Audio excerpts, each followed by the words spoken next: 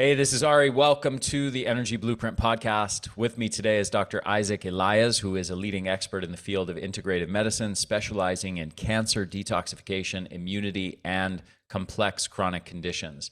And he is the author of the recent book, The Survival Paradox, which is what we're going to be focused on in this conversation today. I think you're going to find this to be a fascinating discussion. I think you're going to get a lot of value from it. It centers around a biochemical pathway called the Galectin-3 pathway, which Dr. Eliaz believes is central to the development of many chronic conditions. Also, a little bit more on Dr. Eliaz. He's a respected physician, researcher, best-selling author, educator, and mind-body practitioner. And he partners with leading research institutes like Harvard, Columbia, and the National Institutes of Health to co-author studies on integrative therapies for cancer, heavy metal toxicity, and others. He's also the founder and medical director of Amitabha Medical Clinic in Santa Rosa, California, where he has pioneered the use of therapeutic apheresis as an adjunctive blood filtration treatment for detox and chronic degenerative conditions.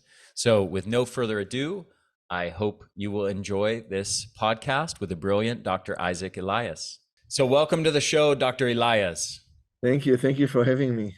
Yeah, such a pleasure. So I have to say, in reading your book and in following your work, something interesting has struck me, which is in knowing thousands of different health experts and reading, probably close to 10,000 books on health over 25 years, and having hundreds of podcasts with health experts, it's not often that I encounter somebody that just has a radically novel paradigm of human health and disease. And I would say that you fit into that category. So I would like to start off by focusing on allowing you to outline and give an overview of what this paradigm is for our audience. And you have a book called The Survival Paradox. So I would like you to, first of all, I think as an entry point into this discussion, explain how you view the body's survival response and what is going on with it and what types of things engage our body's survival response. Yeah, it's a great intro, and it's true. The survival paradox does offer a new paradigm, and it's really a result of decades of clinical work, spending decades meditating and long retreats, and so distilling mind-body work, meditation, clinical work, research into this more accessible concept. So the survival paradox, as it sounds, is the paradox because we are built to survive. That's why we are here. Every cell in our body is built to survive. But the same mechanisms that help us survive are the mechanisms that get us sick, that affect the quality of life, that shortens our life, that drives every chronic disease and drives acute diseases. And because we are built to survive, it's innate in us, it's automated. And it's automated through our sympathetic system, through our autonomic system. We react in a fraction of a second, as you know, by either fighting, which equates to inflammation, or by flight, by running away, by hiding, which equates to isolation, to creating a microenvironment, to a place where we can't be found. And this microenvironment becomes a ground for bacteria to hide, for infections to hide, for pesticides to hide, for diseases to develop that we are not aware of. Like one day we wake up and where did the cancer come from? So this basic movement starts in the autonomic nervous system, with the sympathetic response and a relaxing parasympathetic response, with a deep breath, with meditating, with doing yoga, with surfing, with whatever unwinds us. But then there's a biochemical response. And the biochemical response is through alarm proteins. And these alarm proteins don't turn off as quickly as the autonomic nervous system. And they are what we call upstream molecules. One of the key ones I've researched for almost 30 years and made the key discoveries about blocking it to block inflammation, fibrosis, is called Galectin-3. So this upstream protein starts the cascade of survival, which equates to inflammatory dysregulation, the cytokine storm, and immune dysregulation, or the fibrotic dysfunction process. So when we look at diseases, we found, wow, there is this protein that drives it that by now has over 10,000 published papers, yet so many people don't know about it. And I'm talking a lot about it because people who know me say, Isaac, your work is kind of the best kept secret in town. It's time to really share it. And blocking it is key. Blocking it with something as simple as modified citrus pectin, but also understanding the liability of living in a survival response. What it does to us, what it does to our environment, how it affects the people around us, how it affects our offsprings, and the genetic and epigenetic influence that we are experiencing, which cause us to respond with the survival response. So while this sounds like a very big concept, and it affects our whole life quality. In the same time, it affects how our cell membrane is behaving, how our energetic production outside the mitochondria happens. Can we get a pyruvate into the mitochondria? Can we produce energy in a relaxed, safe way and regulated way? Or do we have to go into survival energy production, which works for a very short time, just like survival, but at a very heavy cost? So that's a little bit of the overview.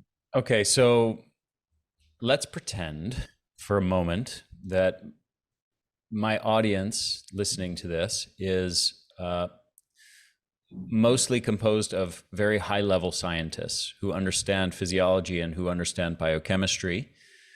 And I say that because in general, my audience is pretty sophisticated. Most of them are not scientists, of course, but they generally have a good foundational knowledge of human physiology.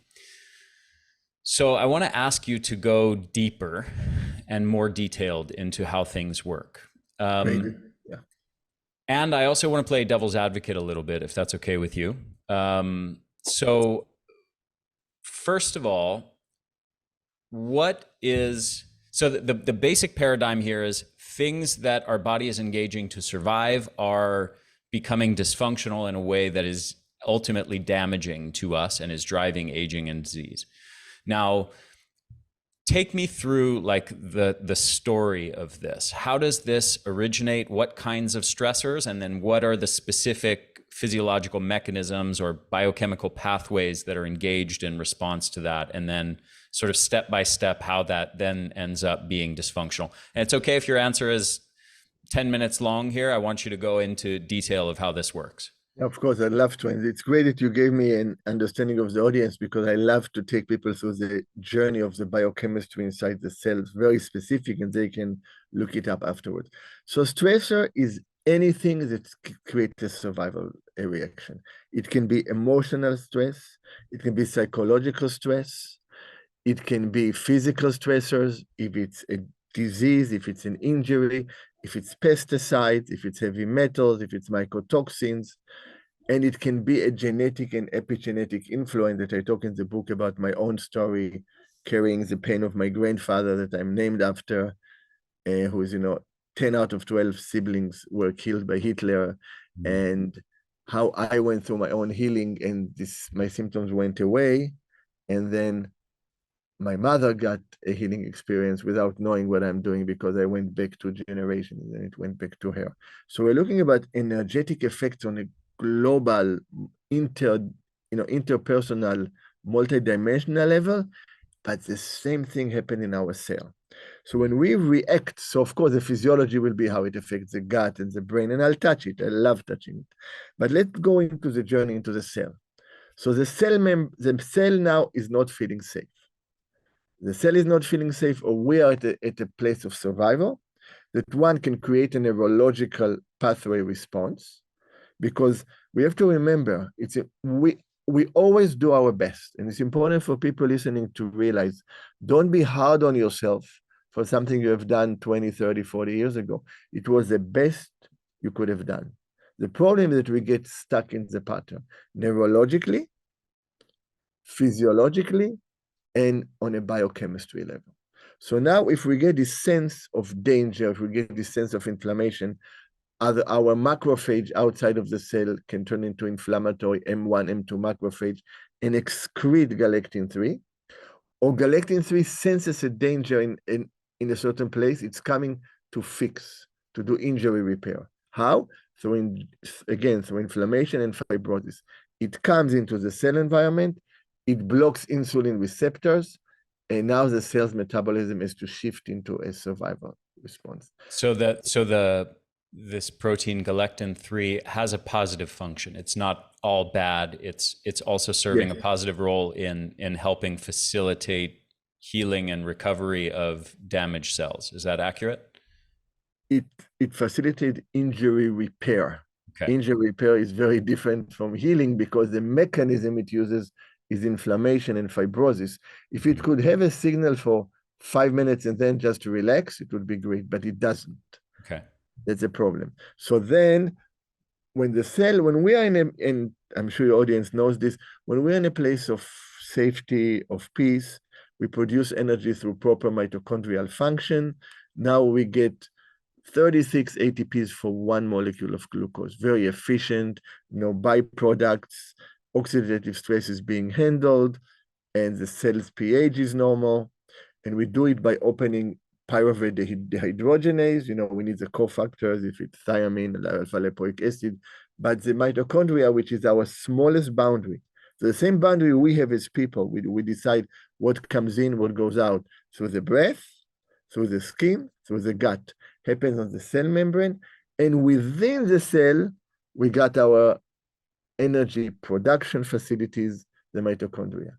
So PDH is very efficient. Now we have to go into a survival mode. Survival mode, we survive at any cost. We can produce energy 100 times faster, so quickly, which is kind of amazing, but only 5 to 6% efficiency, right? 2 molecules of ATP for every glucose and a lot of lactic acid. Now the cell has a sense that it doesn't have oxygen. If we hold our breath, if we right now held our breath for a minute or 2 or 3, wherever your capacity, at some point, we're going to do survival. That's what the cell feels. The cell then stimulate something called hypoxia-inducing factor. Oh my God, I have no air, I'm in trouble. It blocks further the mitochondria and pushes glycolysis further, and you get this vicious cycle. AMPK, the precursor for normal production of energy, gets blocked. mTOR1 gets stimulated. There's a lot of work with anti-aging, with using berberine and metformin to actually try to shut down mTOR1 and honokiol. So we get this mTOR1 being activated. Again, it pushes HIF, it pushes something called AKT. PDK is the enzyme that blocks the movement of PDH into the mitochondria, gets activated. We go into glycolysis. This can drive autoimmune diseases. This will happen with metabolic diseases. And this is what happens when a cell wants to go into a survival mode.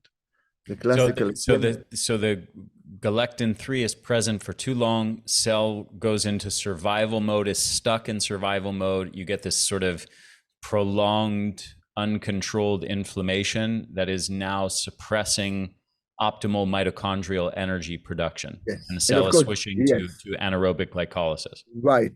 Now, in cancer, for example, and galectin-3 drives cancer. I'm just presenting at ASCO GU on the 16th, a multi-center trial on biochemical recurrence of prostate cancer, where when we blocked galectin-3 with modified citrus pectin, we slowed down the growth of the cancer or stopped it in over a long period of time, 18 months, in 90% of people.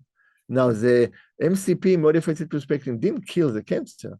It allowed the cell to go into normal metabolism. So what happened is not only the cell is one example.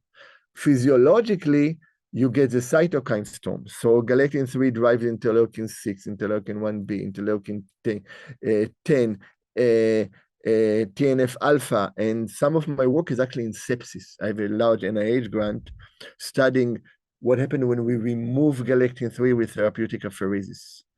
or we block it. And we've shown in animal models that when we block galectin-3, we significantly drop the rise in interleukin-6, a key cytokine.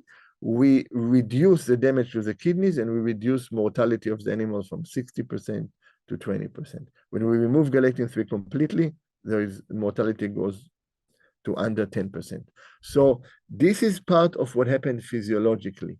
So anything we can do to restore the sense of safety, to allow normal function on a bigger level, psychologically, emotionally, mentally, and restore it on a physiological and on a cellular level, will help to reverse this. And the classical cell that goes into a survival mode, and what is survival, from a philosophical point? Survival is when we don't accept that everything is impermanent, that anything that expresses itself has an end. And a cell has to know it. We are composed, and I'm rounding it a little bit up, of 50 trillion cells. 50 trillion, not million, not billion, trillion.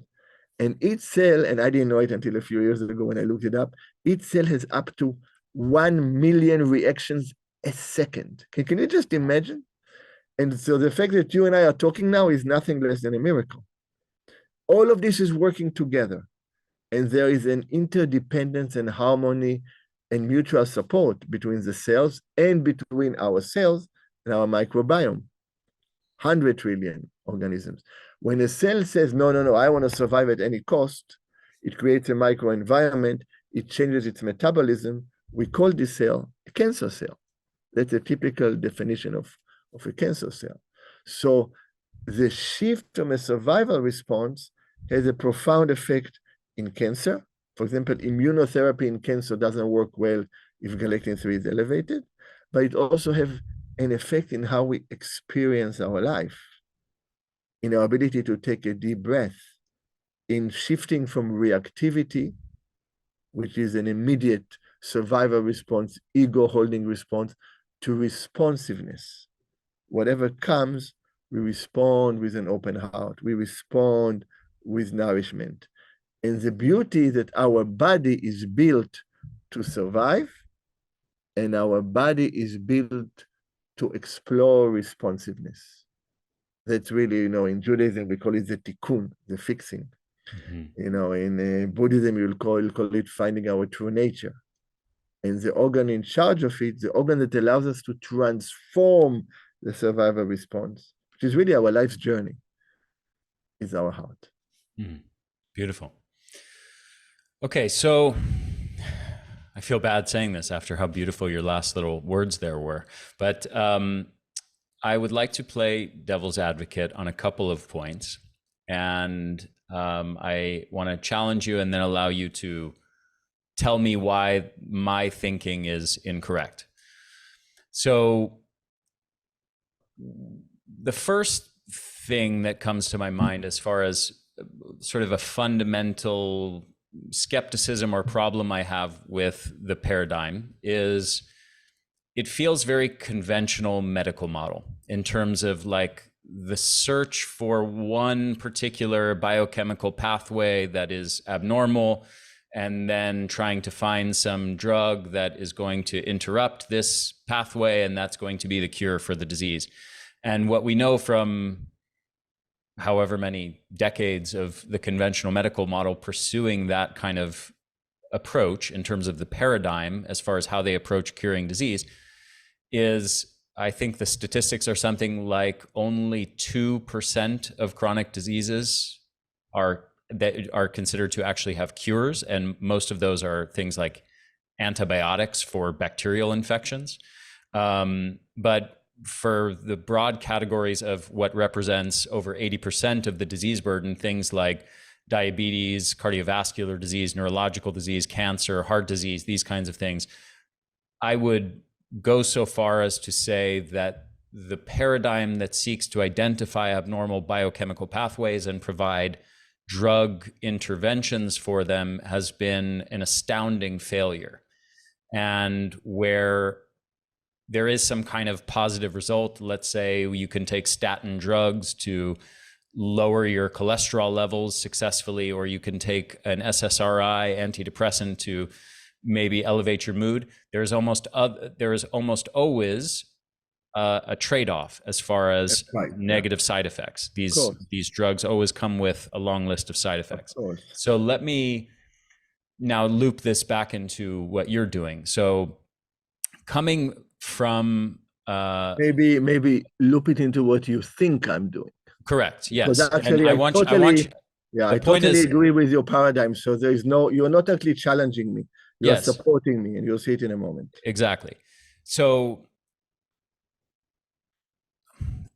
the challenge I have in the paradigm that you've presented so far is, why would our bodies be designed this way? So you said a minute ago, our bodies are performing 1 million chemical reactions per cell, per second in our cells. And this is a miracle. This is this astounding, miraculous feat of millions of years of evolution that we can do this, we can have this conversation with one another. So if we have this frame of awe and reverence for this miraculous vehicle that we exist in, why would it be designed with this flaw of this Galectin 3 being present for too long and driving all of this disease process? Why would we be designed with a fundamental flaw that in response to stresses, our own body triggers this self-induced damage? So you talked about a lot of things. I completely agree with you. And one of the Galectin 3 is just an expression of our survival response. There's something called cell danger response. No, it's bigger. That's my next question. Survival response is how we experience life. We are built to survive. And at any cost. So that's the first thing. For me personally, I'm not only licensed acupuncturist and much more trained. I'm trained vertically in multiple. I'm not an MD who studied other stuff. I started my training at the age 15 with meditation and taekwondo in Korea and yoga. And I spent 20 years, 2 to 3 months a year by myself in the mountains, and 10 years half-day retreat. So I spent tens of thousands of hours undoing, unlearning, just being in nature, in the mountains, the snow on my own. So I have a little bit of insights. And I translated it into the survival paradox. So my personal journey, in one level, I recognize this important protein, which is an instigator. Why is it important? Because it's an upstream molecule. I'm not trying to block TNF alpha like certain drugs do, or interleukin 6. I'm dealing with a protein which is very much at the starting point, and it is definitely not a miracle. The ideal thing is to block Galectin 3 as part of a whole strategy. And that's why it's a great, from a supplement point of view, it's great to combine it with other treatments. In the same time, I also do work with therapeutic apheresis, with this blood filtration outside the body. So now we are bigger than our body. And then what really I'm passionate about is about open heart medicine. I really believe we can heal anything with our mind. It's our life experience. And that's contrary to just doing one thing. And I probably wrote my first statin prescription being an MD since 1986 in the last year. So anyway, I agree with you very much. In any case, the thing is that we need to survive. When we are very young, when we live in a harmonious place, our survival response comes out of a sense of safety. For example, Hawaii is an example. Hawaii is a paradise. The vegetation, there are no snakes, there are no predators. That's why when a plant comes from the outside, it devastates the island because there's a sense of safety, of harmony. Very unusual, right? It's the furthest away from any other place. So it was able to create this environment. As we age, our body now is functioning based on patterns that we acquire during our life, right? And as we acquire them, we learn that this worked for us and we respond. And we no longer can get a cut in the skin and have it completely heal, which in my book, I mentioned the Buddhist metaphor of like a bird flying in the sky and it goes away, or writing in water. It leaves a scar. And then the scar creates a blockage. And then when we get an insult again, now the insult is driven by our past habits. So our life journey is a life of letting go. Galectin 3 rushes to help with the injury. And and you know what's the amazing thing? It doesn't go up a lot.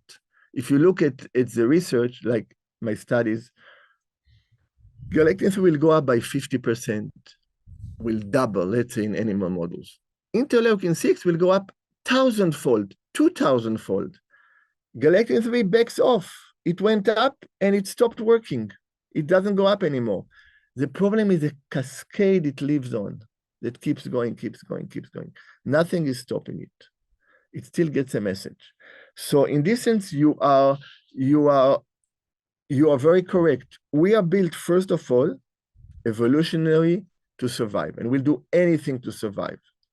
And sometimes the survival mechanisms have a cost.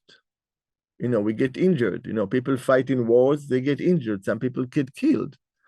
Well, but they got injured they survived and they protected their environment. So it's really a consequence. So we have to respect our survival ability. We shouldn't disregard it. Otherwise, we wouldn't be here. Knowing, I think that the Holocaust is a great example. And so that's one end. And in the same level, at the same time, we have to know there is a different way of doing it. Mm-hmm. And the different way of doing it is through the process of letting go. And the letting go is one, when we create space in our being. So if we look at space in our being from a meditation point of view, we experience spaciousness. But from the cellular point of view, there is more space. There's more space, there is more oxygen. There is more oxygen, there is less response of survival. We can take a deep breath. The cell can take a deep breath.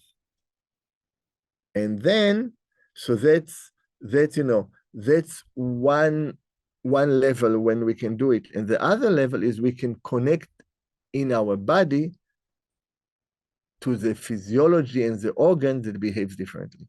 So every cell in our body, every organ in our body takes clean blood, takes nourishment as part of its survival, and lets go of what it doesn't want, what it considers to be toxic. Either it's certain compounds or pesticides or minerals or an emotion that was stored in the cell. And then it goes through the lymph system, venous system, and where does it go?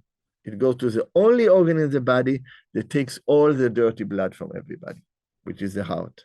The heart survival is to accept with an open heart all the stuff that our body didn't want.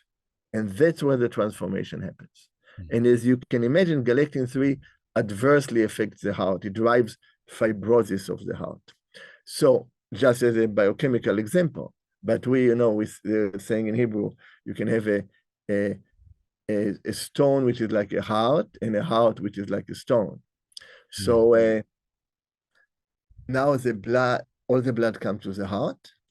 The heart connects with the universe through the breath, because our drama for the universe, it can contain it. It doesn't affect it. And from a perspective of understanding, the molecule of air in our mouth when we breathe is connected to the whole universe and to multiple times. Now we get clean air coming in. We have an exchange in the lung in order to serve the heart, and then the heart gives clean blood to the whole body. Only when the heart finishes contracting and giving blood to the whole body, it will relax. The coronary arteries outside of the heart will open, and the heart will nourish itself. The only organ will nourish itself after it finished giving to others. That's the selflessness of the heart. When this stops, when the flow stops, we are dead. Survival, thinking what to do, running away, fighting, is a place of stuckness, of reactivity. So that's really our journey. And absolutely, the more you do through your mind, through your heart, the less you have to do through medicine, through supplement. And there is another level to this. The heart gives. What it gives flows through the blood, but the cell has to be willing to accept. The cell has to be willing to relax and open up. And this is very much what happened in the world. You know, our heart electromagnetic field is bigger than our body. So what we feel in our heart affects every cell in our body in every second, but it also affects people around us. So part of healing is not only connecting with the ability of the heart to transform difficulties, suffering, toxicity into nourishment, but it's also connecting with the cells in our body and letting them open up to the nourishment from the heart. And recognizing that these cells, the reason that they are contracted or blocked or abnormal, it's not only because of what's happening right now. It's because of our life story. It's because of the endless people that made us over countless generations and the epigenetic effects. And all of it is expressed in the cell. So part of the shift for people that work with healing, with meditation, is to feel the connectivity, inseparability between the cell and the whole being, between the cell and the heart, just like we have the interconnectivity between us and everybody around us, which is, something you can experience in meditation, this quality of oneness. So the oneness on the outside that some people can feel the openness is actually happening inside our body. That's the amazing thing. And this will translate into physiology, into biochemistry, into, Galectin 3 and other and interleukins and a lot of other molecules, activating molecules of signs of inflammation, dangers, infection. And then it becomes an amazing biochemistry. And the scientists can focus on one or two. And what happens? They lose the big picture. So my personal journey is, I always was interested in the big picture. And I happened to fall into this one molecule that represents a big picture, So I'm working on it on both sides. On one level, I'm a scientist and a researcher, and I publish paper and manage grants. But then I spend maybe the biggest part of my life just letting go of all of it, It's a little bit the combination. I hope it answers a little bit. It does. Dr. Eliaz, I want to ask you right now, do you have a hard cutoff 22 minutes from now? Because I suspect this conversation might need to go a bit longer than that. No, I don't. Okay, great. So let me ask you this. In terms of Galectin 3, what would happen if, just hypothetically speaking, I'm not saying this is possible, but just as a thought experiment, what would happen if from a young age, from the time a human is a child, we completely blocked Galectin 3? And maybe these experiments have been done in animal models where they do genetic knockout of mice and eliminate Galectin 3. But okay. So we are now back on another day. And what happened was the internet connection died in the middle of the original podcast we did. And then we reconnected and recorded another hour-long segment of an interview that was fabulous. And then at the end of it, we concluded, and I went to turn off the recording, and I realized that I never pressed the recording on the second half of that hour that we recorded. So Dr. Eliaz, thank you so much again for coming back to redo this segment with me after I screwed up and forgot to hit the record button on the second segment. There's always blessings in such things. So I'm sure something will come out of it. Awesome. And as we were just talking about before I hit the record button now, which I did do, thankfully, we both had a bit more time to dig into some research that was related to some of the conversation that we were having the first time. So I'm excited to get into this conversation with you again. And I looked at where the first part cut off, so I know exactly where to pick up our conversation this time. So basically, the question that I was presenting to you is around trade-offs of galectin-3. In terms of, from an evolutionary perspective, usually the body doesn't create compounds by mistake. Usually it doesn't produce things endogenously. It doesn't manufacture compounds in the body that are just sort of all bad. Normally, things are maybe produced in a certain context where they have benefits, and maybe in other contexts they have harms, or if they stick around too long, they have harms, that sort of thing. So we're kind of talking about from that perspective. And I was asking you, what would happen if we were able to completely eliminate galectin-3 and we raised a young human baby into an adult, and that child and that adult never had any galectin-3? And to some extent, these experiments have been done in animal models where they do genetic knockouts of galectin-3. So what is that? What does that picture look like of the trade-offs, the positives and negatives around galectin-3? Yeah, it's a great question. And as you ask me, I realize that I may have not defined. So galectin is a carbohydrate binding protein, a protein that binds a sugar, not a sugar like glucose, but a carbohydrate. So there are many galectins. Aris, there are at least a dozen galectins more. There are about 7, 8 that are research. Most of the research is on galectin-3. So some of the balancing acts are done by other galectins. But looking back at galectin-3, we mentioned that galectin-3 is, I coined the name the survival paradox. It's really an alarmin. It's really an injury repair protein. But as a survival protein, embryonally, it's very important for helping normal embryogenesis, especially in the kidneys. This is intracellularly, inside the cell.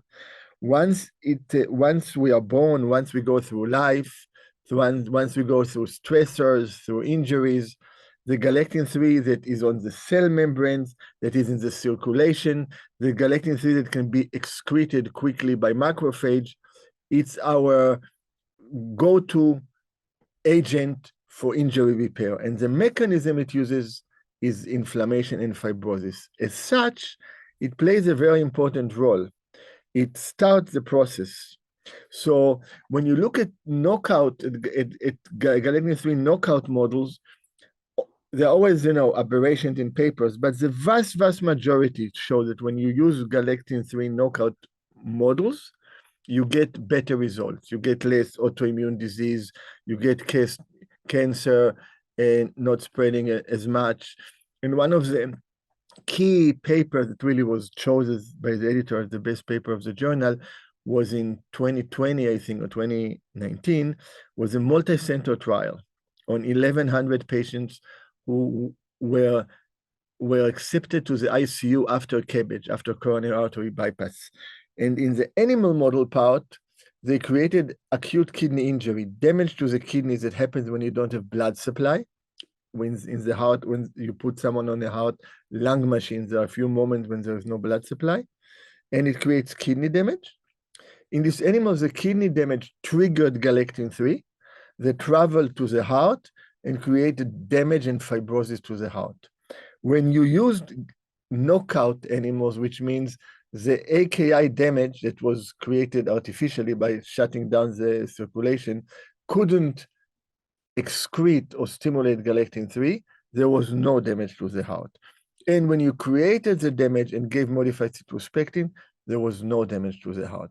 But what was fascinating that when you use the same knockout animal that cannot produce galectin-3, you created the kidney damage, but you injected bone marrow that can produce galectin-3.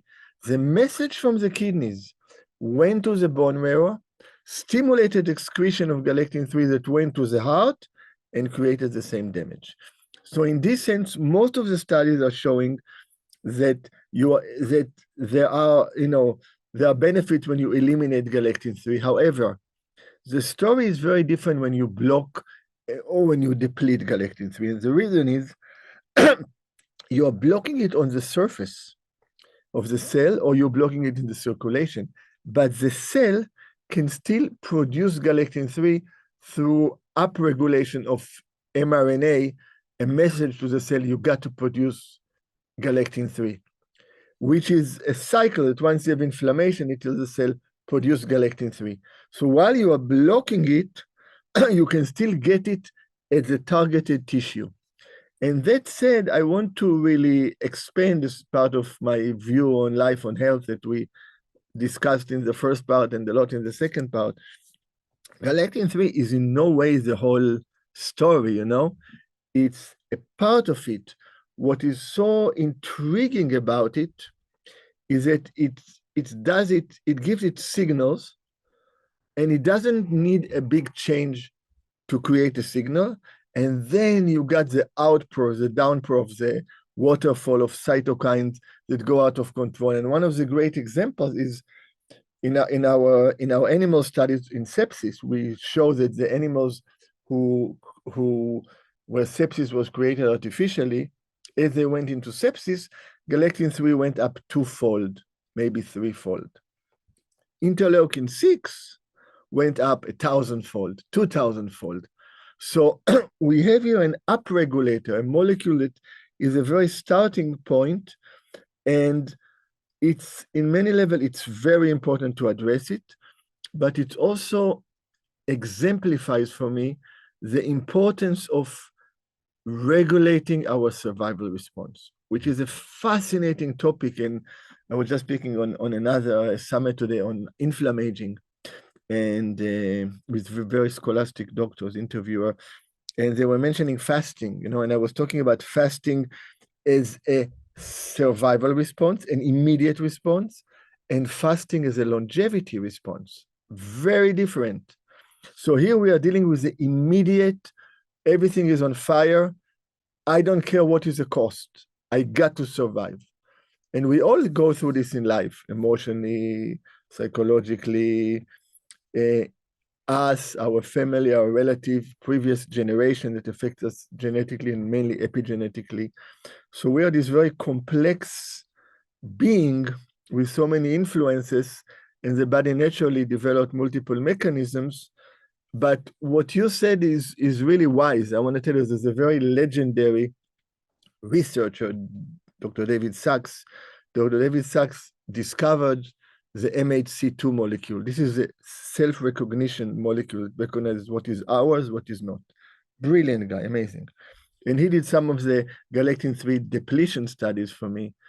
And he was telling me, Isaac, maybe you're asking too much out of Galectin-3, you know? It was a great, but sure enough, after the result, you know, he actually wrote me, said, Isaac, you really are up to something, because I didn't expect it, you know. There are certain molecules that have a big regulatory effect. Yeah. Now, we can affect them directly, or we can affect them wisely by changing our lifestyle, or affecting associated molecules. For example, we talked a little bit, and I don't remember if we talked or we didn't, or it was after, but we talked about the effect of the survival response, sympathetically, biochemistry, cell membrane, and then the effect on the mitochondria that you're so interested in. Mm-hmm. But then if you balance the mitochondria intracellularly, you will have an effect on the cell membrane, right? You will have an effect on p53 expression. And now you are translating an intracellular effect outwardly into the cell membrane. So there is a dialogue between multiple movement, but the idea of a survival paradox beyond the Galectin-3 is just a biochemical expression, is that we are really addressing our basic survival. Evolution falls into it, you know, adaptation falls into it, energy production falls into it, and wherever we can find balance, we will find better efficiency, and balance has a price.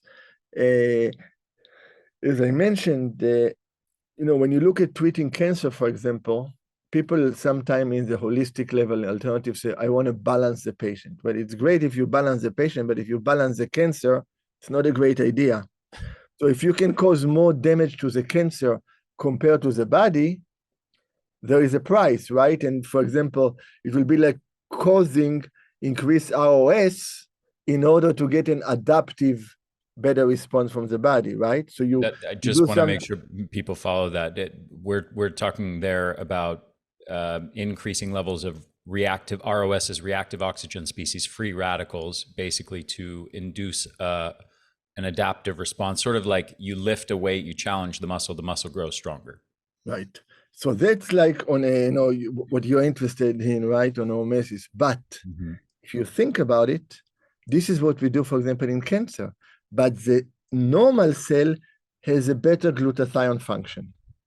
So the normal cell we hope will survive, while the cancer cell will not. And then comes the integrative medicine. Should we give antioxidants? Shouldn't we give antioxidants, right? Right. Or when should we give them in the cycle? So it's a very dynamic approach. And I think we need to respect the wisdom of the body. And the last time we talked a lot about, we use the term conventional medical models, right? You use this term. So conventional medical model is really logic-based. It's even sometimes not logic-based. They see something and they try to explain it. It's very unusual that there is a whole philosophical thing that somebody tries to perform, right? A lot of medications are accidents. So in this sense, it's very linear. And it misses all the multidisciplinary, multidimensional understandings of life. And I'm saying it as somebody who has seen things that science can never explain, that people will not believe in, but you see them with your own eyes, And in the same time, there's great value to science and to understanding what's happening in the mitochondria, what's happening in the biochemical processes. And when we look at data, when we look at studies, we have to understand they represent a population. And we, each of us, you, me, each one person, is an individual with adaptation that are fit for our own survival. And therefore, we may react a little bit differently. And that's the value of N=1 medicine, where the one person is the whole universe. And that's it. A person who has a disease that 99% of the people get cured and he's the 1%, they don't care that it's 99%, and vice versa, So yeah, it's an amazing journey. And Galectin-3 just is a biochemical part of this very, very primal, very innate movement. And the adaptation can be peaceful and useful, but when everything is on fire, when you just have to run away, no matter if you're going to get scratched and cut and have to do smoke inhalation and get poisons on the way, if you can survive and not die, the body will do it. We all know it. Okay, so I want to dig a little deeper on some of the connections between Galectin-3 and specific diseases, physiological symptoms, mechanisms, systems. One that I'd like you to talk about is cancer. Another one is atherosclerosis. And I'd also then like you to talk about the connection with mitochondria and energy production. No, of course. So the whole research on Galectin started with cancer. What they found out, and it was really interesting, what they found out is that Galectin-3 drives angiogenesis. It drives the metastatic process. There are Galectin-3 receptors on the endothelium that the cancer cells and thrombocytes attach to, and they create a colony. They produce inflammation, they break the blood vessels, and they create colony. This was the starting point. And interesting enough, Ari, the first study on this showing that in animals, when you injected prostate cancer to their hip and you gave modified citrospectin, you were able to dramatically reduce metastasis in the lungs. There was never a study on any substance, pharmaceutical or natural, that was demonstrated this. This was published in JNCI, Journal of National Cancer Institute. And somebody just asked me in an interview this week, asked, how come everybody doesn't know about it? And I said, if this was a drug, everybody would have known about it, right? Yeah. So this was the initial observation. And then when I was ready, when they published my first data on MCP and prostate cancer, there was an interesting observation. So the data was published in the journal Prostate, very prestigious, as a statistical method. And then the actual result was were published in another oncology journal. In the prostate, there were 9 out of 12 patients had response. In 2 of them, the primary tumor got smaller. But these patients were excluded by the physician assistant because said it's impossible that MCP will affect the primary tumor. And then a few months, kind of interesting, right? Mhm. A few months later, Avram Raz came with another article in JNCI showing that there's an inhibition of angiogenesis and effect on the primary tumor. So Galectin drives the growth of the primary tumor. It blocks apoptosis of cancer cells. It activates BCL2, which is a very aggressive metastatic gene in cancer, and it promotes the metastatic process. And interesting enough, I am presenting in this interview is taking place in early February. I'm presenting in about 10 days in ASCO GU, our multi-center trial on biochemical relapse of prostate cancer on 60 patients with 90% benefit over 18 months. But I never thought about using MCP on metastatic disease. It looked to me, wow, that's...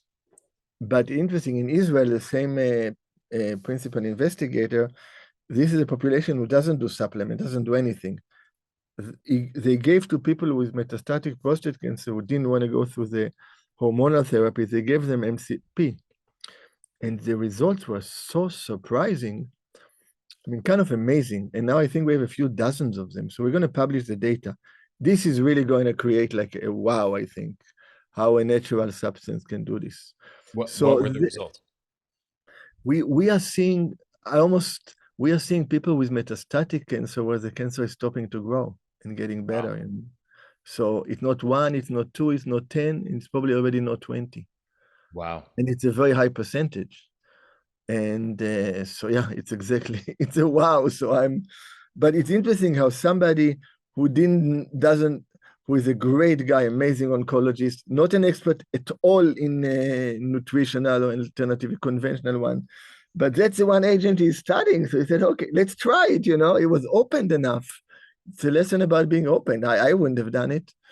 And sure enough, so I'm very excited. We just need to write it up now. It's a issue of time. The data is there. So as the interest came with cancer, I was observing in the late 90s that people's blood pressure were getting better, that people's joint pains were getting better, and the people's memory was improving. So I realized that there is an effect on inflammation and on circulation. And since then, there are a slew of studies showing the effects of Galectin-3 on producing aortic stenosis, arteriosclerosis, and the benefits of, in animal models, dozens of papers of blocking Galectin-3 is a way to improve arteriosclerosis. So you are seeing in animal models at least, and again, it's a reversal of arteriosclerosis, a reversal of aortic stenosis. And I see in patients where I use a process called therapeutic apheresis, where I filter the blood from inflammatory compounds, and I combine with Galectin-3 blocker. I'm seeing in chronic kidney disease across the board improvement in kidney function. Again, it's something that a nephrologist, it's not in the radar. And part of it is that, people are built, we are programmed to have expectations, right? And the moment we have expectations, we are limiting the potential because, so if you talk to a nephrologist, they will tell you, oh, we have now great drugs. They really slow down the deterioration of chronic kidney disease, which is, Ari, and I wasn't aware until 6-7 years ago, 17% of the US population have chronic kidney disease. It's the most prevalent disease, the most expensive disease for Medicare, and people are not aware of it. Often not followed until it's too late. So we actually, and there are some studies showing improvement in chronic kidney disease, and that's one of my future projects. If I can offer something simple for chronic kidney disease, these are people who see a big sign on the door, dialysis, and often they're too old, they can't get a kidney transplant. So that's fascinating. Mm-hmm. So that's the arteriosclerotic part. Now, because Galectin-3 drives the cytokine storm, because Galectin-3 through activating macrophage to become inflamed, causes dysfunction of the insulin receptors. And because galectin-3 can block insulin receptors, change p53 expression, but also affect AMPK, adenosine monophosphate kinase, the activator of normal mitochondrial function. So what happens, the moment that p53 is blocked, the cell goes into a survival mode, into a crisis mode. And so the cell has an inner signal inside, hypoxia, hypoxia, hypoxia, I don't have oxygen. I'm in trouble, I have to produce energy fast. And we move into glycolysis. So mTOR1 get activated, AKT get activated, and PDH get blocked by an enzyme called PDK, pyruvate dehydrogenase kinase. And then now the substance that causes energy to be produced very efficiently by the mitochondria is not being able to get into the mitochondria, right? It's pyruvate and oxalic acid, and then it starts moving in the Krebs cycle. The quick summary for people who don't have a biochemistry background is we ideally want energy to be produced inside of our mitochondria, inside of the respiratory chain or the electron transport chain. We want carbohydrates and fats to be getting oxidized aerobically in the presence of oxygen in that process. And what he's saying is that, and this also it parallels the cell danger response, and it parallels a lot of work around that people have done in the field of cancer research also, is there's a shift away from mitochondrial energy production towards anaerobic glycolysis, towards this much less efficient process of producing energy outside of the mitochondria in the cytosol of the cell. And it produces far less ATP, and it also produces lactic acid as a byproduct. And that process occurs, just to add maybe one layer that it links up with this. Anaerobic glycolysis is a pathway, is an energy system of the cell that is used in higher intensity physical activity. So at low intensity physical activity, we predominantly rely on oxidizing carbs and fats from inside the mitochondria. And then as the intensity increases, we start to rely less on fats, rely more on carbohydrates. And then as the intensity increases beyond a certain threshold, beyond what the mitochondria can do in this aerobic process of energy production, then we start relying on this faster energy production of anaerobic glycolysis in the context of moderate to high intensity exercise, strenuous activity. So what Dr. Eliaz is talking about here is a shift towards that energy system at rest, not in the presence of high intensity exercise. Exactly, it's a great example. Just to give people a sense what you mean, because for example, when we are in danger, it shifts immediately. We are talking about producing 100 times more energy at an efficiency of 5 to 6%, right? Instead of 36 ATP per glucose, 2 ATP per glucose. So if you multiply 100 by 20, we are consuming 2,000 times faster substrate. Glucose is produced 2,000 times faster. And that's why in cancer cells, we use this PET scan, and it lights up when we get radioactive glucose.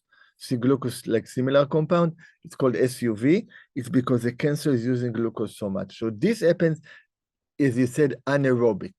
The problem that in cancer, the cells goes into this mechanism even in the presence of oxygen. And that's aerobic glycolysis. It's the Warburg effect. And there's also research in people with chronic fatigue syndrome showing that there's an increased reliance on that increased shift towards anaerobic glycolysis. And the lactic acid and lower pH, and then it's a vicious cycle, because the moment the cell sends lactic acid, for the cell it means hypoxia, and then HIF, hypoxia inducing factor, goes up, and it even pushes stronger glycolysis.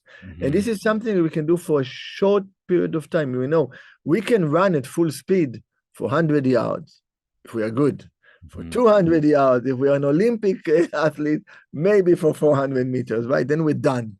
That's the same. So some of us live in this way. Can you imagine the inner stress? So the value of shift from different energy systems and the value of adaptivity is like keeping a rubber band flexible, right? If you don't use the rubber band, it's going to dry out. Yeah. But if you push the rubber band too much, it's going to get cut. And interesting, in the pulse, when we look at the pulse as an expression of longevity, you want the pulse to go up and down. And people who are trying to push their longevity in an imbalanced way, you will get a rubber band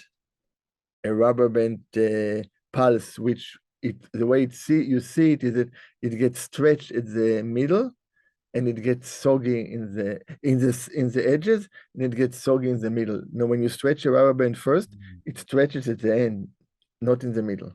So this is the value of being able to be adaptive, being able to be flexible. And I was mentioning to you when I was a yoga teacher and I was in medical school at the same time, and I was noticing that people's blood pressure can get better when they just relax and meditate. But then it can get better when they exercise, when they put energy and they are moving, right? Two different things. So I kind of try to explain the adaptive, and we didn't have the terms we have now. It was 40 years ago, but I couldn't get the professors to really go with me and do the study, but it was, so the adaptivity is very important. Fortunately, we now have things like this, right? Which I want to talk to you more about. Textbooks full of thousands of scientific references on hormetic stress, right, and the anti-aging cytoprotective, cell protective mechanisms that it induces. Right. It engages in the cells that lead to disease resistance, stress resistance, and longevity enhancing effects. Right. So we now have that research that you were yearning for back then. Yeah, and it's fascinating. So in this end, it's the principle of adaptivity, of flexibility, of flow. It's really, life and health is about, do we flow, do we let go, or do we get stuck, or do we hold? And in this sense, really is my ultimate healing tool that I actually wrote in Hebrew, the book completely, but then I didn't publish it. So I published my second book as the first book. It's called Open Heart Medicine, the infinite healing power of love and compassion. But beyond the words, the heart is an organ that flows all the time, right? Blood is flowing in the heart nonstop. And the moment so the survival of the heart is to keep the flow. And how does the heart keep the flow? What does the heart need to do in order to give nourishment? It needs to take all the stress from every cell in the body. It needs to take all the junk from every cell in the body. If it doesn't get the junk, it won't fill up. It won't be able to really give. Our mind works differently. Our mind stops and analyzes, stops and looks and thinks and what. So naturally, it's very hard to get the mind to be open and flowing. It takes a lot of training. It's much easier to connect with the heart. So the concept of adaptivity of flow is really evolutionary process. And within it, we really have to recognize, at least my life experience, and a lot of studies, of course, supporting it. We always do the best we can. It's really important. Sometimes we hold to something that happened to us. Why did we do it? But it was the best we could have done at the time. And many times we get into this neurological pattern, into habits, into multi-generational epigenetic habits or behavioral habits that really affect us. So the real process is the process of letting go. And in this sense, one of the reasons why we see changes, you can say, and mutation and adaptation is really to offer us a lot of choices for survival. And while people talk about mutations that are lethal, but are part of training us to survive, they are the cost, right? One of the images in life, like when people in the army go through basic training, some people get injured and killed as part of the training. And this is part of the immune maturity. And this is really as you said there's always a trade-off, there's always a reason. Why do we have childhood diseases? And that's a sensitive topic, so I won't go into the treatments for this politically, but we have childhood diseases to train the immune system. It's a training, it's an adaptation. And we can see that when population don't have childhood diseases, they have more chronic diseases, right? It's very well documented, more cancers. People that don't spike fever have more cancer. Right, because so there's research, for example, on chicken pox, right. on varicella zoster, and you get exposed to that as a child, and kids who got that infection have decreased incidence as an adult, 40, 50 years later, of various kinds of cancers. That's what you're referring to, right? Exactly. So it's well documented. And families where you have a lot of cancer, you will see the members don't spike temperatures. They just cannot spike, which is part of the training. So that's what I'm talking about, totally. So which again speaks to these trade-offs, right? Like if you say chicken pox is all bad, let's get rid of chicken pox, right? And let's say you accomplish that objective, right. Well, now you are paying a price for it as adults, where you now have increased risk of cancers. And obviously, for people listening, this is just one example. It is there's a research that already exists in many other examples beyond chickenpox of these kinds of trade-offs around childhood infections, for example. And it's likely that probably this extends far beyond even what the existing science tells us. Of course, and again, it's a trade-off. And when we look in society, it's addressed based on the lowest socioeconomic basis where people can't get treatment. So how can you prevent? So each one makes their own decision, but that's an example of trade-offs. It's huge. And it's an example of survival, right? There's, you want a child to survive, even if there's a cost later on in life. That's example of a trade-off. Other people will say, no, I'll take the risk because I want my child to be healthier later on. And that's a philosophical point of view, right? But it's an example. And this is really the quality of adaptation, is to be able to handle stressor in order to create a beneficial response. That's actually a very important statement. And why? Because we live in a reactive world, where when we have a stressor or when we have a problem, we react with anger, with stress, and these are not the beneficial approaches. The beneficial approaches are the adaptive approach. So from a biochemical point of view, if we create enough reactive oxygen species, for example, when we exercise, we want to hope that the body will be able to use this to improve its antioxidant capacity. That's right. So next time, when you have a stressor that is emotional, psychological, the body will respond in a healthier way. And this is really the role of the heart, Ari. The heart is built to do this, because when the heart gets the junk from all the other body, it doesn't react to it. It accepts it. It uses it to connect with the universe, and it transforms it into nourishment for the body. And that's really the principle of hormesis in a interpersonal level, in an holistic level, really that affects every cell in our body, because the electromagnetic field of our heart reaches every cell in our body. So yeah, this is amazing. This research is fascinating, because it's putting into science what people experience intuitively for millennia, So in the original conversation we had, you presented kind of this information on Galectin 3, and it was kind of more from the frame of stress or threats in the body, things that cause damage, raise Galectin 3, and then this creates this sort of toxic vicious cycle. And what I asked to you, and I would like to ask again to you, though you've already presented a lot of sort of layers preceding that, in this discussion, this version of the discussion, that help already answer this question. But I would like to ask directly, so we can speak to this. How does hormetic stress, the concept of hormetic stress, fit into this narrative of how stressful, damaging stimuli stimulate Galectin-3, and then this results in accelerated aging and pathology and disease?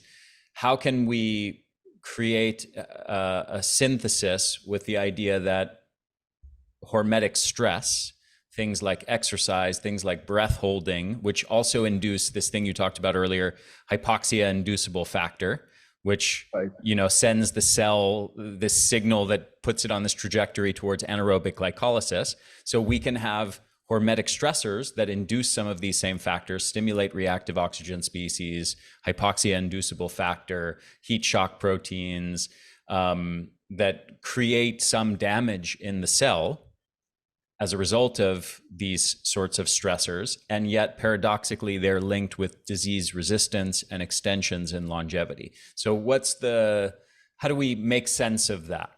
Right, and it's not it's a great, oh my God, I want to make sure I don't get carried away, but yes, it's a great question. And so you can look at these challenges as a training. As when you don't use a muscle, it atrophies. So we are using the repair mechanisms of the body in a dosed approach, right? It's very dosed. We do intermittent fasting. That there is a big difference. I think we talked about it last time. Don't know if it was on the recording after, but the difference between intermittent fasting and autophagy and ketogenic diet. Very different, So, and I would like to touch it to explain is fasting as a immediate survival compared to longevity survival.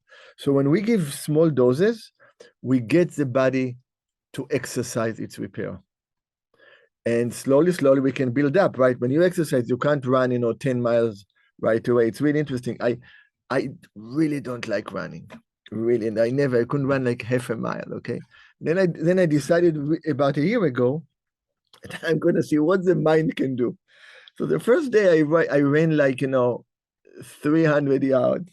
And then within a month, I ran like 13 miles up and down the hill, and I had to call the clinic to cancel the appointments, and like with a coat, it was cold, but it was the mind relaxing into this. Mm-hmm. And I could feel how I'm using this to actually expand, and get healthier, because my mind was into it. It wasn't competitive. I didn't care how fast it's going to be. I really was in the process of it. And in this sense, the hormetic stress is essential because, and it depends on the people. Hormetic stress is essential for people who underutilize their capacity. Uh-huh. So people who are very smart, the people who are very smart, who can get away with learning only for 5 minutes or with knowing 10% of the material, and they can kind of put it together. So a little bit, we can do the same with our life, with what we do with our life, with how we use our body. The hormetic stress mobilizes other parts in our body that usually are not active. When these parts are not active, and I'll give you another image to this. If you're using 70% of the body, then 30% of the body is not utilized. It's not getting oxygen exchange. It's having a different microenvironment. It's not under the ongoing control of the body. And it's really a time bomb, because things can grow there, develop there, which are really can be trouble, like cancer, for example. So when we are creating this stress, we are utilizing the body to the maximum, as long as we don't tear the rubber band. And in this sense, I am more and more convinced that intermittent fasting is essential. And if you look at so many cultures, they used to eat early in the morning and stop eating at 2 p.m., at 3 p.m., at 4 p.m. Very, very, and which was like, there was no light, there was no, how to make the fire at night and whatever. So this gives the body a repair time. And really, if you look, so I thought about autophagy, intermittent fasting from your question about hormesis. If you think about intermittent fasting, once you run out of your glycogen, or most of it, the body is getting a survival signal, right? A stress signal. For people listening, glycogen is stored carbohydrate. We store it in our muscles and we store it in our liver as a fuel source So during now we prolonged don't have periods an without food. immediate fuel source, and we are getting the body feels, oh my God, I got, and then it starts mobilizing storages. Okay, so it would start with fats because it's smart, and then it will use protein. Now, because fats are not highly used like protein and carbohydrate, and because many toxins are fat soluble, it's a great place to store stuff we don't want. Mm-hmm. Now, so we know toxins, but in my book, The Survival Paradox, for people who read it, you will see that I treat the cells like beings, like live entities with a personality. We also store traumas in the fatty tissue because we don't have to mobilize them, we don't have to deal with them. It's a closet. So as we start breaking a little bit of fat, it's only intermittent fasting, we start releasing some of these things, some of these stressors, right? But it's in a capacity that we can detoxify. It's not too much, right, Ari? It's a little bit. Mm-hmm. That's the beauty of it. And if our MTHFR works well, if our detox work well, we are coming out of it lighter and cleaner. So this is a little bit of a deeper view of the whole idea of autophagy. It's we are cleaning, you fix the roads at night when there are no cars, right? You can't fix them when there is traffic. And that's the value of this. And as we fix them, we are repairing something that is not working well. And this not working well comes to the surface at the time of induction of stress. Because if not, we function at 50% capacity. We function at 30%. We start exercising. After a few minutes, we got to mobilize our mitochondria. Right? And then we get adaptation. We can run longer. It's easier. Our muscles don't work. That's the hormetic effect. Yes. Not only on longevity, on an immediate level. And the same thing happens from a meditation point of view. So I want to talk a little bit about it.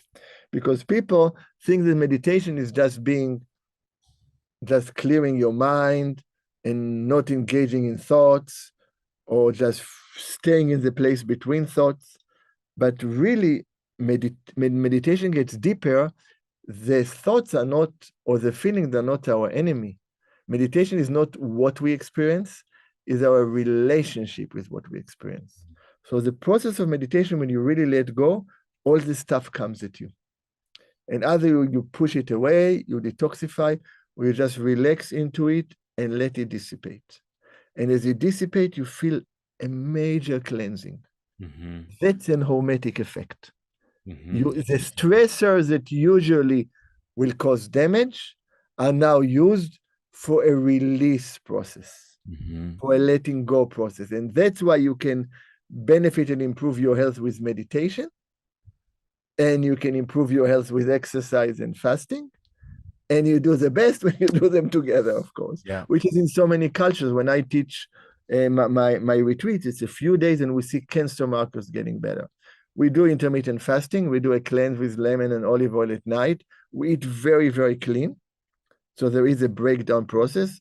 We do yoga, we do qigong, we work the body, and we also let go and do healing and lie down and do visualization. So you do the letting go and you get the circulation. And that's why sometimes you see in the stories about meditators who were in caves for years and got very sick, and finally they got out and started taking a walk, and their health gets so much better because they are integrating the movement. So yeah, it's a dance. It's an amazing dance, and it's tough. It's tough for people in the conventional medical community because people are so built into algorithms, and and if A happens, you do B. If C happens, you do D. Life ain't so simple, It's bad news, and we have to adapt to it. It's part of hormesis, Yes, yes. So with hormetic stress, this is interesting because we become stronger By challenging Right. ourselves, our cells as well. We literally make our cells stronger, and this happens on many different levels. We challenge our mitochondria during stress, for example, exercise, for example, fasting, breath holding, sauna, cold exposure. We are challenging our mitochondria, putting stress on them, and in response to it, they are growing stronger. We are stimulating free radicals, which transiently cause stress and damage the system.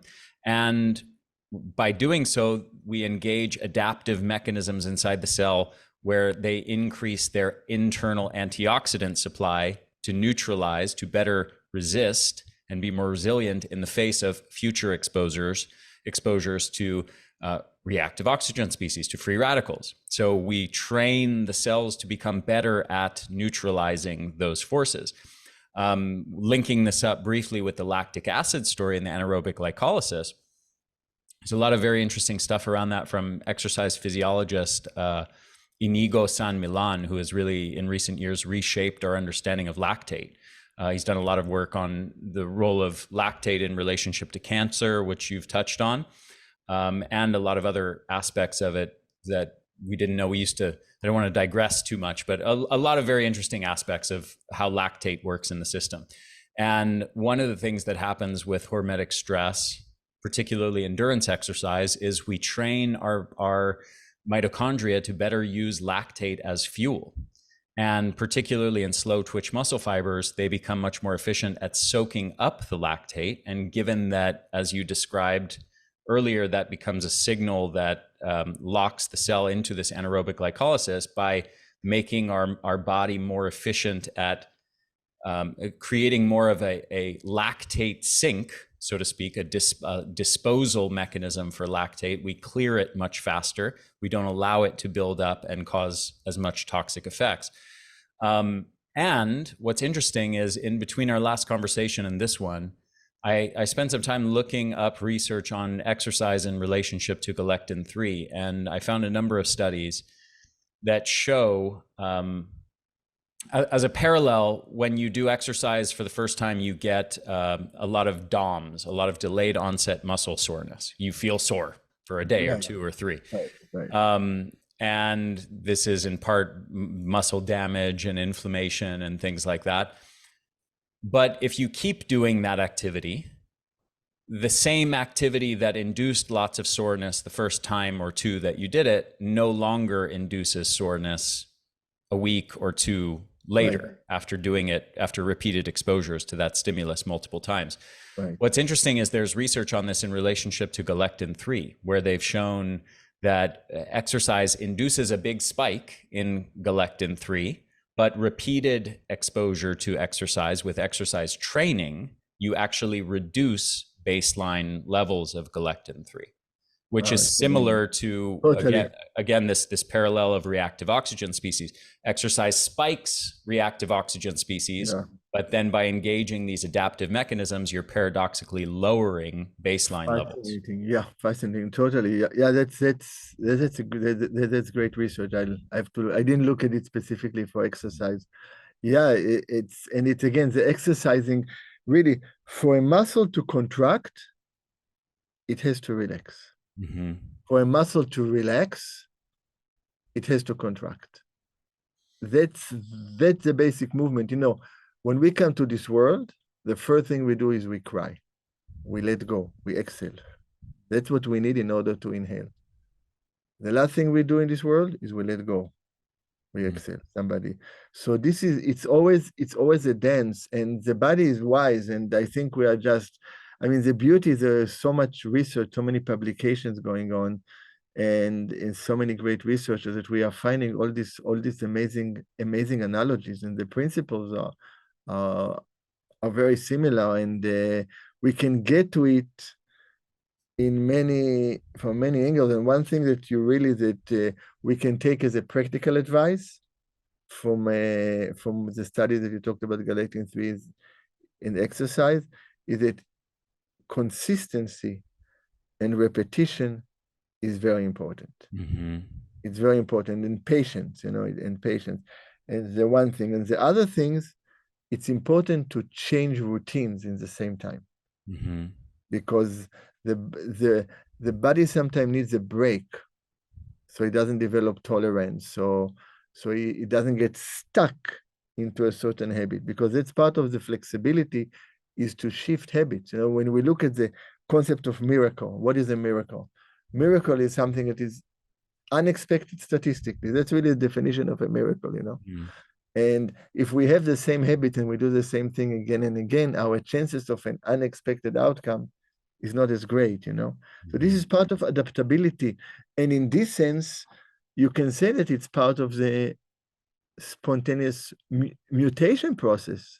The thing that the unexpected happens and certain cells die and certain cells discover an amazing way to survive, you know, because there are no habits there. It's very random. And of course, certain stresses will push mutation into a certain way.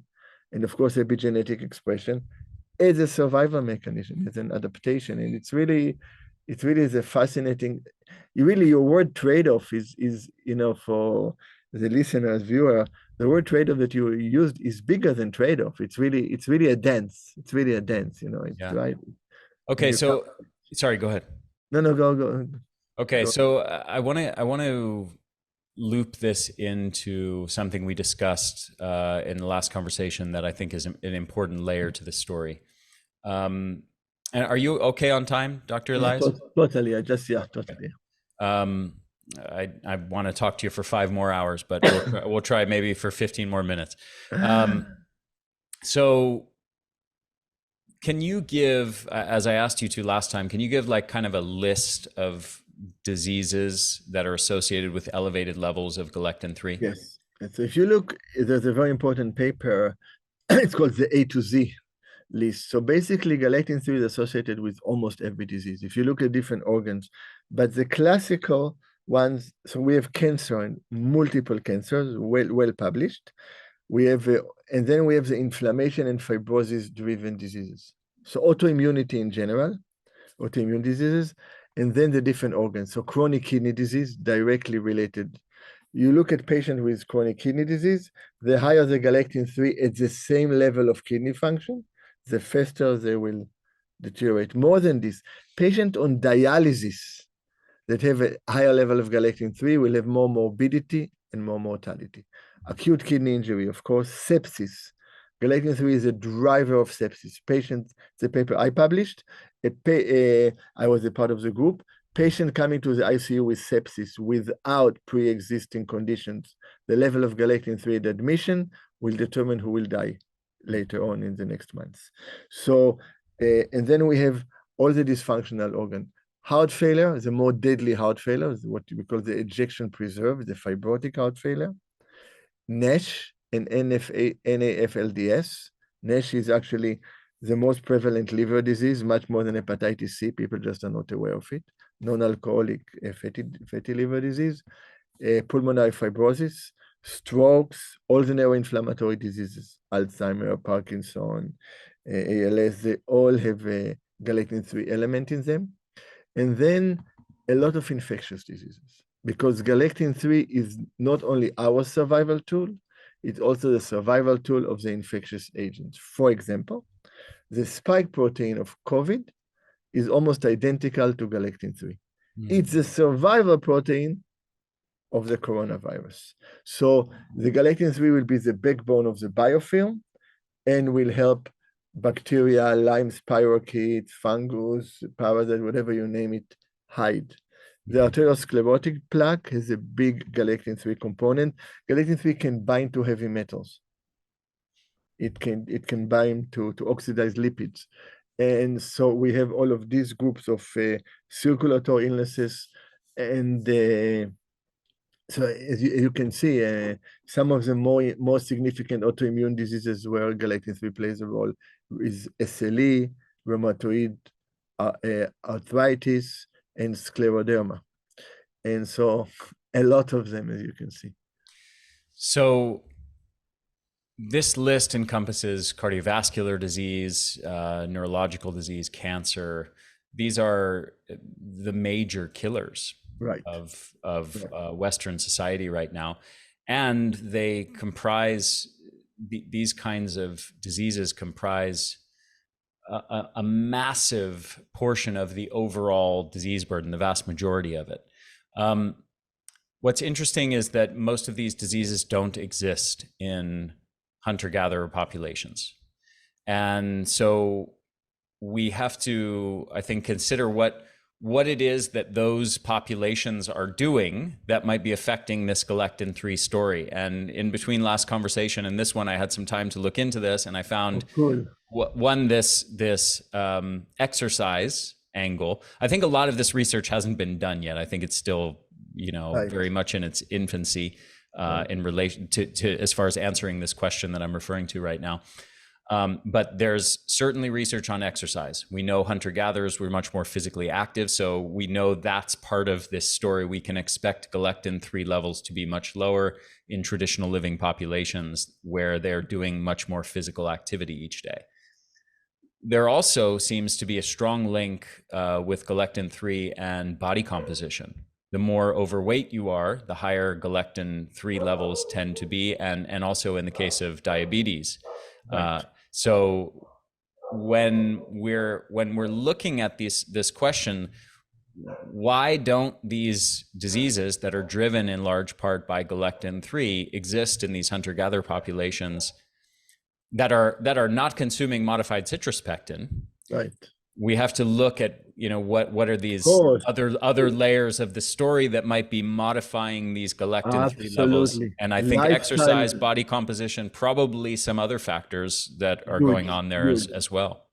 Absolutely. So you can see, for example, modified citrus pectin doesn't lower Galectin-3. It just blocks its damaging effects. It's when your inflammation gets better, when you live a healthier lifestyle, that Galectin-3 goes down. So absolutely. So you talked about the exercise. Now it's interesting. Hunter-gatherers also have to be very adaptive, right? They face short-term stressors a lot, right? So they also have this adaptivity. And the most important thing, not the most, one of them, they are really connected to nature. You know the value. A walk on the sand in the beach with bare feet is like an incredible medicine that no supplement can really match, right? So they are connected with nature, and nature has a buffering effect, and nature is the ultimate adaptation tool. If you look, I often say, you look at a hurricane coming. So a hurricane comes and it makes a mess, and then a few hours later, it's sunny. Nature doesn't remember that there were hurricanes. It's only the houses that were built on the places and the people and their cars and the businesses and the electricity. But nature moves on, And so hunter-gatherers are connected with this, They are connected with nature. One of my hobby as a child, I started at the age 12 in Israel. I was a beekeeper. And for hours, I would just sit and watch the bees just to get a sense of the seasons, and how their energy is adapted to what's going on outside, and the communication between them. It was amazing, So people who are hunter-gatherers, they are really dependent on what's happening in nature. They are not manipulating nature. They are just living with nature. And that's something that how to come by, right? You have to travel to far places to really connect with it. But there is one, I want to sound a big sound of optimism. Not that maybe it's not justified, but it goes back to hormesis. Because we have learned to survive and to thrive many times in such stressful times. You think about the amount of radiation we exposed, all kind, EMF, non-EMF, is like 10 to the 15th power more than 100 years ago. I mean, people can even comprehend the number. I mean, it makes trillion pale, like 1,000 trillions, And And I think I mentioned, I don't know if I mentioned to you that I really feel if you took a yogic from the Himalaya, you put them next to Wall Street, they'll die like in 5 minutes because they can't handle there's not enough adaptivity. You know, I was talking to my daughter, who's an ordained lama, about about this concept. That's why now, when we take a few hours off, it's like, you know, I know from my own experience, I take a few hours and meditate. It's like what happened when I would take 2 weeks off 30 years ago, because we are used to be bombarded with stimulation so much that if we really let go, the adaptation is so dramatic because the body is all the time trying to adapt, and suddenly it gets a supply of substrate to adapt into. And that's why these shorter term retreats, you know, that are built properly can create such powerful healing experience. And at the same time, you know, from your lifestyle, I know from my lifestyle, that when you take longer periods time of nature, it's another quality of adaptation, right? They can go deeper. I mean, one of the amazing things, like sharing from an experience of a retreat, and I did it once, it didn't work out, but I was planning to go for 3 years to the mountains. Actually, my family, it was very considerate. It was 2009, pretty recently. I sold my car and that's it, went to the mountains. I last, after 4 months, I had to come back. But the idea that there was no schedule. It was, I mean, you have to have a certain level of training to do a retreat with no schedule, with no structured practice. You just let go, let go, let go. Whenever you wake up, you're in nature, in the snow, walk, and then you realize you wake up in the morning and there's no pressure, oh my God, it's going to end. You just let go and let go and let go and let go. And one more layer appeals and one more layer appeals and one more layer appeals. So these days, because we have to do this adaptation, the hormetic approach that you were talking about is really how we survive, you know? And because we have to do this, now if we can dedicate time, the benefit of the time are really on steroids compared to what it would be when everything was slow. When you live in a very slow environment, slowing down a little bit more is not as dramatic, you know? But when you go at 120 miles an hour and suddenly you really let go, it's profound, and the body will release. From this point of view, the letting go is very powerful, and we have to have the ability to detoxify, to have the antioxidant mechanism, to have the right approaches. And that's really fascinating how you can change people's life in a short period of time by engaging in such approaches. Absolutely, yeah. And I think also given, as you alluded to there in many aspects of what you said, the ubiquitousness of stress and stressors in the modern life, I think the solution has to be making ourselves more resilient rather than trying to operate in a model where we think stress is bad. We need to try to avoid any sort of stress at all costs. We have to focus on increasing the resilience and the adaptive capacity of our organism, ourselves, our body and brain in order to handle the modern world. Yeah, it's a key, you know. We look at it from a point of diet. People are very strict on their diet, do a very strict diet until they eat only rice and water, you know. It's really like you're restricting your life experience. If you're resilient, you can suddenly digest stuff you were not able to eat before, you know. It's part of resilience. So it has to be balanced. Yeah, totally. It's resilience allows you to experience more of life. Yes. Yes. Compared Absolutely. to just eliminating and eliminating and eliminating and eliminating. But it's a road, and there is a stage where you have to do the cleanup and you have to do the elimination, and that's the beauty of something like intermittent fasting, is that it gives you a chance to do a cleanup every day, a little bit in a gentle way. Yes. Okay. So I would like you to wrap up with 3 practical tips that you want to leave people with. I assume one of them obviously is modified citrus pectin, which you've spoken about, probably 50 times in this conversation, and is a big focus of your book. And seems to be just a wonderful compound with many benefits, including helping to bind and detoxify heavy metals. So you can either include that as one of your 3, or maybe add 3 more. I will add. Okay. And so I think I think again it's going to be different than what I told you yesterday because of the discussion. But I think adaptivity is huge. And for to be adaptive, the key things, if we can, is very simple lifestyle principles that sometimes we can do and sometimes we can't, is getting enough sleep, getting good hydration, and finding the time to adapt, to let go. Mm. And the thing that what I talked last time is using the time before bedtime and the time when you wake up. Because as busy as we are when we go to sleep, if we take a few moments and we look at our day's activity and whatever we did that benefited us and whatever we did that helped other people, we rejoice. We just, our heart rejoices and then we get this sense of happiness that goes all over the body. Whatever we did that hurt ourselves or hurt others, we regret. We deeply regret. We don't feel guilty about, very different. We regret. And the regret meaning we let go of it. We release, like the large intestine, the colon releasing, our being releases, the cell releases, the heart transforms this. And then with this, we can just, if you want, you can visualize like white light coming through the top of your head or whatever works for you. You just sit a little bit until you feel it, this sense of spaciousness, of letting go, penetrates every cell in our body until we feel really more relaxed. And then we feel that we're more relaxed and we are just about ready to fall asleep, stay a little longer. And then we go to sleep. So we are going to sleep where one, we are more spacious and relaxed.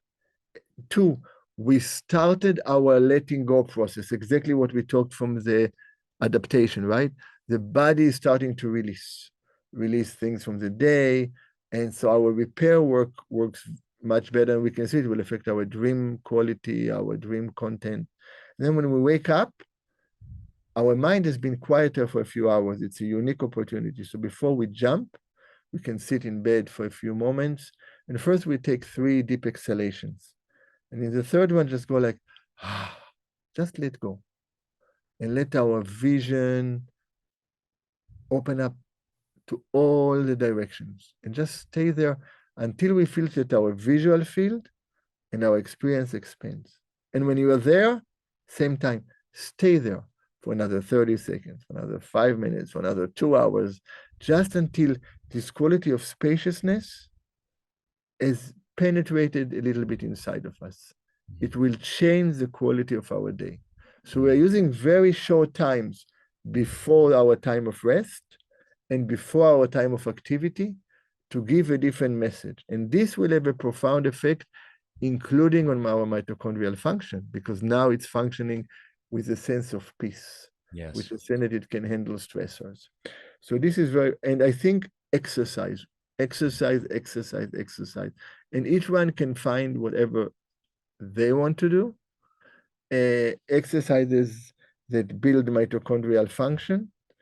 But especially for people who lack in the ability to detoxify, who have a weak antioxidant mechanism, don't push into extreme exercises. I personally support more exercises that are non-competitive, that are not goal-oriented, but more process-oriented.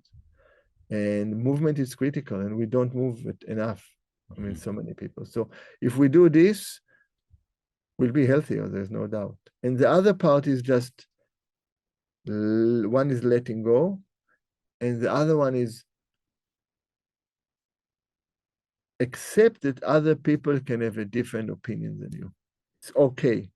And try to have No. They need to all be censored. and try to have more acceptance, because if we can have more acceptance, there will be less struggle. There's less struggle, then we'll be healthier. Absolutely. So that's a little bit of advice. Dr. Eliaz, I said this to you yesterday. And first of all, I need to also say thank you again for taking the time, for the double the time that we should have taken had we not had a mishap with recording. So I'm very grateful that you took extra time to do this again with me. Thank you so much for that. And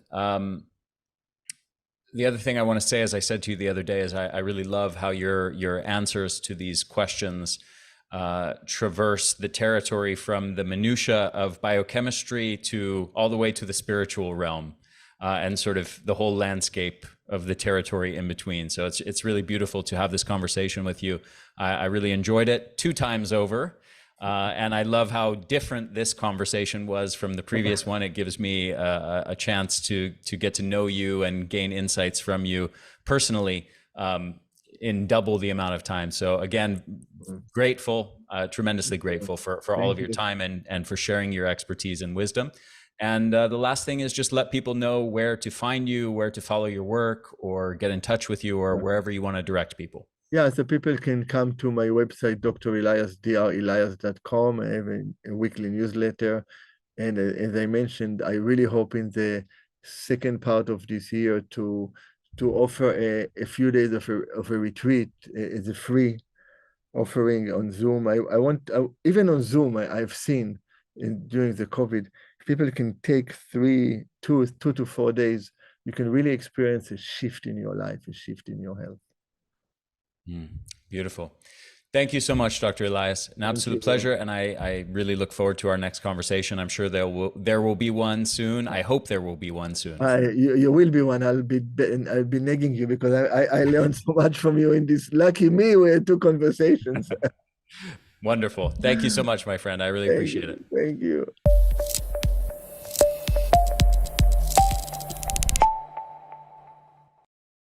Hey there, this is Ari again. Thank you so much for listening to this episode. I hope you enjoyed it.